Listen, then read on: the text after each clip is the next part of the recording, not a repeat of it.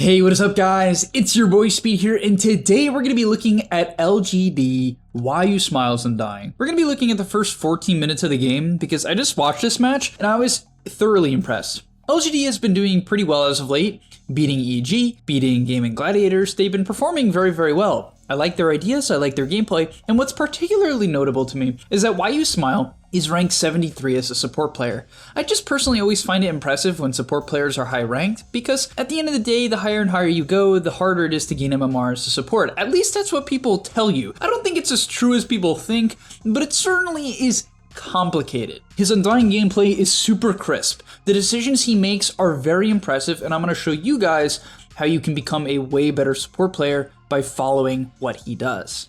Alright, before we get into the main part of the video, I do want to let you guys know that I'm not only posting videos here on YouTube, I also frequently post videos on the website. If you don't know what I'm talking about, almost every single day I'm posting a new video to the Game League website. We're going to teach you guys in depth about how to get to the next level. So if you want to become absolutely broken and really take your game to the next level, I'm going to be able to help you, because sometimes the guides on YouTube, there's either not enough of them, they're not specific, or they're just tier lists, which I know you guys love, but at the end of the day, the Game League website is going to help you get to the next level. So click the link down below and sign up. Alright, so in terms of starting items, pretty standard. This is 3 tangos, 3 mangoes, blood grenade, 2 branches, and sentry. And by the way, this video will not be centered around Undying. So if you play other support heroes and you don't play Undying at all, that's okay, you'll still learn a lot from this video. Alright, getting into it at level 1, what I really like, and this is, it's funny, this is Undying specific, but the key is understanding how your ability is supposed to be used, right? Because you want to be consistent. That is how you become good. You need to be consistent in your spellcasting. The key to Undying is if you're against a strength hero, you spam decay the strength hero. If the enemy gives you an opportunity to decay 2 heroes at the same time, then you take that every single time.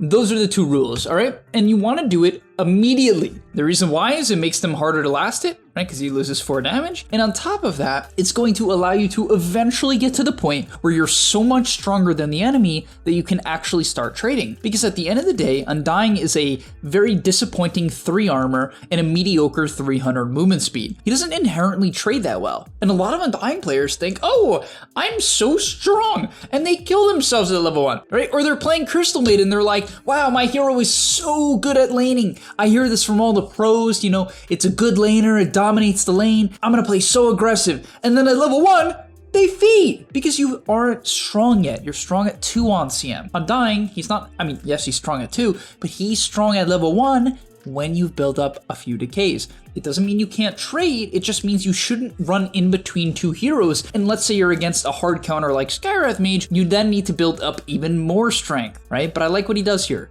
He takes away the strength of the Doom, zones out the Pugna a little bit, gives the Morphling some free farm, and continues to look to trade with the Pugna, most specifically when he's trying to secure creeps. I love his awareness there because he's like, yeah, Pugna's gonna try to secure the range creep. I will then punish him with a couple of auto attacks.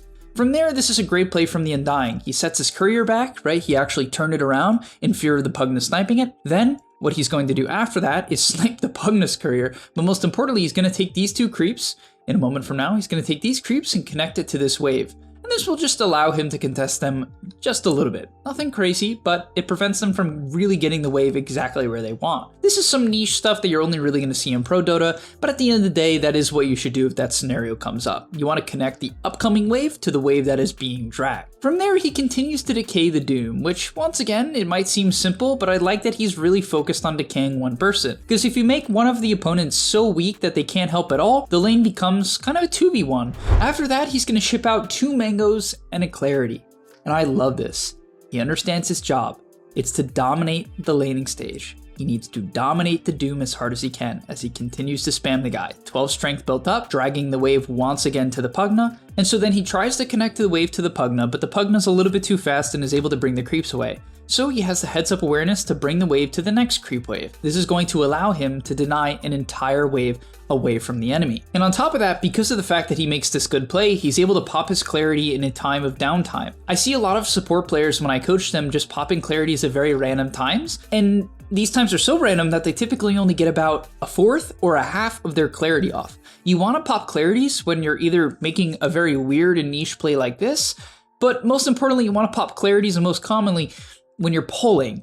It's a big thing on any support. It's a simple idea. but it's very impactful. Then from there, he has the incredible awareness right here to place a sentry deep under this camp, and he expects where the sentry is going to be. He says, okay, they're probably going to hide it in the bottom right. This is most sneaky spot. And if it's not in the bottom right, well, then you'll see it, right? So he's going to immediately move to the bottom right after placing the sentry, and he's going to get the key D ward. And this is such perfect timing because it's at 2:59. So the Pugna is going to have no time to reblock the camp, right? Re-sentry it or body block it. And so now he has a pull. And it's so wonderful because he was able to do that in a time where he couldn't even have traded anyway, right? So it's really great. I mean, you're not going to be able to do that in most games, right? That one's a bit more niche because, you know, he was doing the whole wave dragging thing, but you get the point. It was super efficient. And from there, he continues to decay the Doom. And really what's important to me, and honestly, I think the adaptation that EG could make is they actually could let the Pugna play the lane and let the Doom drag the wave, and I actually think that would be better.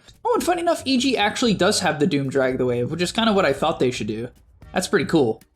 Wow, you can see these guys are so good. The next thing that WINRATE does well is he just kind of understands the game state. I really think in this clip here, it's a good example of being able to look at the clock and understanding what the clock means. And what this means is that there's no bounty runes, there's no stack, there's no power runes, there's really nothing. And therefore, there's no reason to move out of your lane.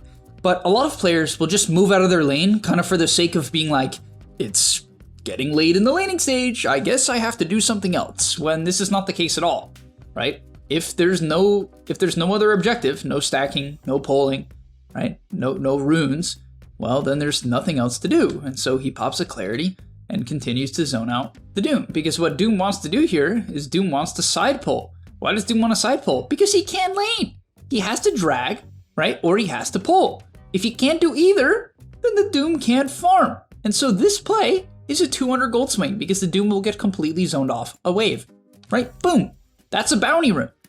Well, it's actually better than a bounty rune because bounty runes don't impact XP, right? So this is a huge play.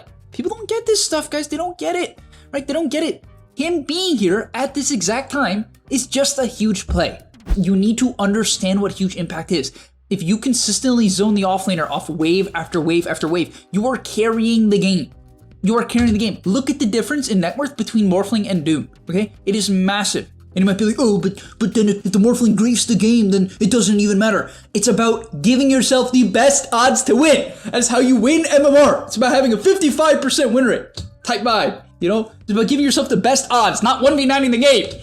Damn. All right, then next thing, kind of on the next note of leaving the lane, it's minute 540 here, right? There is something to do. It's to contest the power room. So he makes the great play of zoning out the Doom, then it's going to come mid. He's going to actually look to go on the Void Spirit here. This is, honestly, I didn't think it was going to work, but it did. Unfortunately, the WINRATE does get taken out as a result, but okay, he gets a mid kill. He's mid for minute 6. They're going to secure the rune. Of course, that didn't work out exactly how they would have wanted, but at the end of the day, that's about what you want to do. Then from there, he's going to pick up that bounty rune, and his WINRATE was going to rotate bottom. Because WINRATE is going to rotate bottom, he decides that, okay, I'll sap up the mid XP. And this is very important, because you know what a lot of support players would do here? They would either A, run to the bot fight, or B, TP to the bot fight, which would be extremely game losing because you wouldn't have any mana. Maybe C, they would go back to base, which honestly isn't that bad, and I could actually somewhat respect that play because it would allow you to be available on the map within the next 30 seconds, and I could see that. But sapping mid XP is super valuable. He ends up not getting a ton of it because the Void Spirit sort of static the wave, so good play from C-Smile. But a lot of the time in your pubs, if you see your mid lane rotate and you don't have resources to help, or your hero just isn't that strong at the current point in time. Once again, it depends on your hero. If you're playing Crystal Maiden, yeah, it's generally a good idea to continue to be active in the early game because your hero's extremely good early on, right? 2 nukes type vibe and, you know, mana regen. So it's different, but yeah, he's going to place a sentry. I like this, right? He's afraid that he's under a ward before he places the obs. You do not want to get your obs dewarded. So he kind of fortifies this observer by placing this sentry first, and that obs will likely stay up for a while. From there, he's going to ship out more clarities. Yes, it's going to make you a little bit poor, but that's the reality of playing Undying. You can't be that rich unless you get every single early kill, which he didn't. But yeah, he's going to ship out a bunch of clarities, and he's going to continue to look to stay mid, right? Why? He wants to actually contest the runes, right? Which he's going to do again here. So he's going to contest the ruins, sentries up the mid lane, looking for an obs. Doesn't unfortunately find the obs, and that ward will probably get dewarded, unfortunately, because he did get rid of the sentry like that. But yeah, they're playing around the mid lane, and a lot of the pro teams, they do this. When they win their side lanes, or if their side lanes are very self-sustaining heroes that can be left alone, it's super unlikely the Morphling will die. So he can play around mid and try to enable the mid lane. From there, he refills the mid's bottle off of his death. I'll quickly go back and show it to you guys. So he did end up kind of invading the jungle and going down. He was going for a ward, got caught out by a disruptor, and got glimpsed back. It is what it is, it happens. Good play from Panda on the side of EG. From there, when he's respawning, he has to look at his options. You're not going to kill Doom without Tombstone, you're not really going to pressure TA, so you just go mid. Refilling the bottle and looking to stack or smoke your Windranger is the best play, right? Because what are you going to do? Once again, you're not going to zone Doom, you're not going to zone a TA, so you go mid and you refill the bottle. You have to look at your options and understand, just based on the matchups, what can I do? But yeah, quick smoke.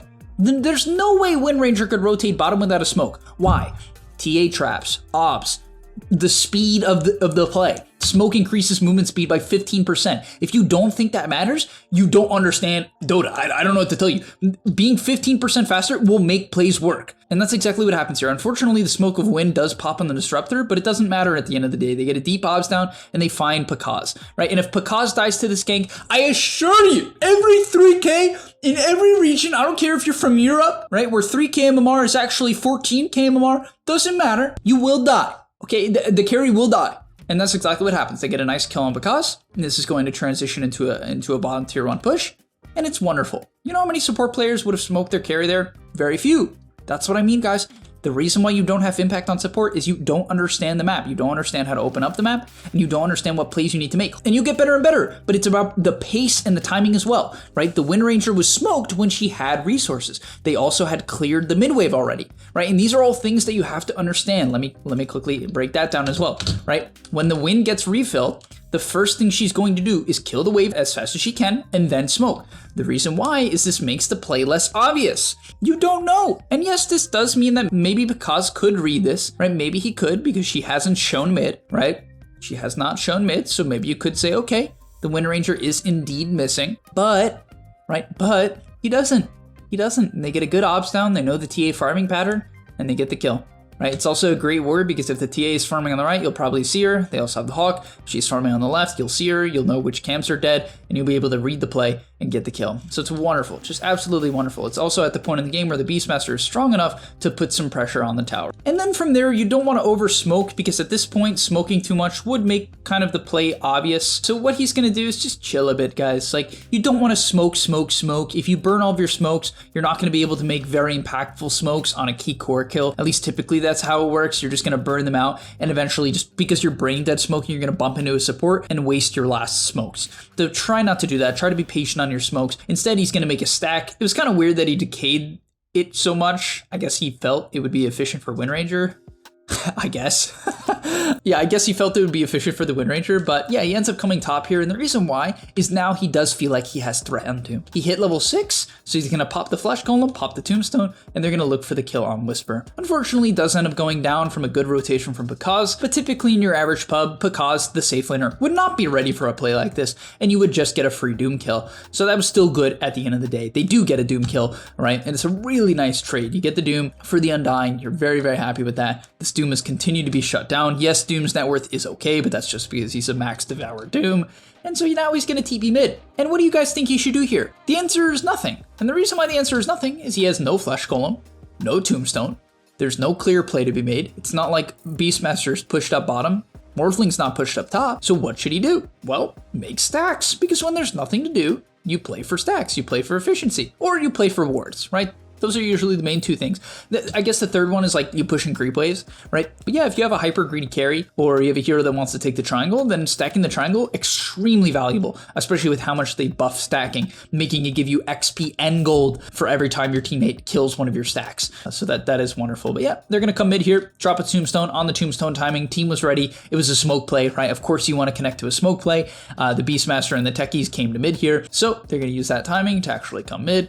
look to take the mid tower. It goes a little bit too far here, and unfortunately is going to go down to the Templar Assassin, but it was overall a really nice rotation, and it wasn't overforced. He didn't go mid and try to get a kill when no one was ready. He didn't like force it because, you know, that's what you do as a support. You try to kill people. He waited for a smoke from his teammates, waited for everyone to come together, stacked in between, and that's really, really great. And now look what he's doing here. He's farming bottom, looking to complete his Pabis and get his level 7, which is really nice timing for Undying with the max decay. It's really huge. But what I want to end the video with here, as this is the end of the 14 minutes, is I want to say that a lot of support players just overforce the issue and it griefs their cores beyond comprehension. Like the amount of support players who just say, oh, we have to fight, or they flame their cores for not fighting is unbelievable. They think, oh, we have to fight and fight and fight. We have to kill them. And if we're not fighting, we're griefing. And it's just this horrible mentality. It's this awful mentality of fight, fight, fight. Or like my cores are not showing up to every fight. You have to be able to use smokes at the right time to get your cores to make plays at good times. If you are the only support player in the lobby to understand some of the things I've taught, you will inevitably gain MMR. Most players have no concept of what I taught today, or they will overlook what I've told you guys today and teach you guys today, which is like when to smoke, when to block camps, when to be mid. These timings are crucial to your impact. If you miss them, you will not be impactful. So thank you guys so much for watching. I'll see you in the next one, and I'm out. Peace. And that's all, but remember, before you leave, before you tune out, subscribe to the Game Leap website where we are going to help you get to the next rank. If you're stuck, click the link down below, and I'm out. Peace.